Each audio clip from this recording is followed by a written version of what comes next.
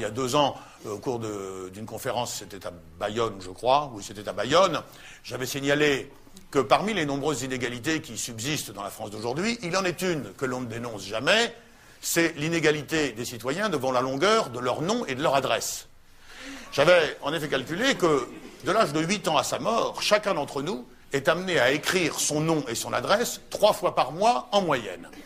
Et je comparais, je vous le remontre rapidement si vous voulez, je comparais la situation de 2 habitants de Seine-Maritime. L'un s'appelle Max Bure et il demeure au 1 rue Haute, qu'il abrège en l'écrivant HTE, 76 116 RI. Vous le voyez, pour Max, la rédaction complète de son nom et de son adresse comporte 21 signes, c'est-à-dire 21 caractères et espaces entre les caractères.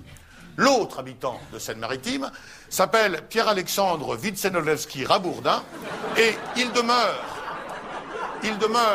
au 117 avenue du lieutenant-colonel Barthélemy de Sauvagnargues, 76 840 Saint-Martin de Bocherville, qui ne s'écrit pas comme ça se prononce, mais avec 2 O et 2 R.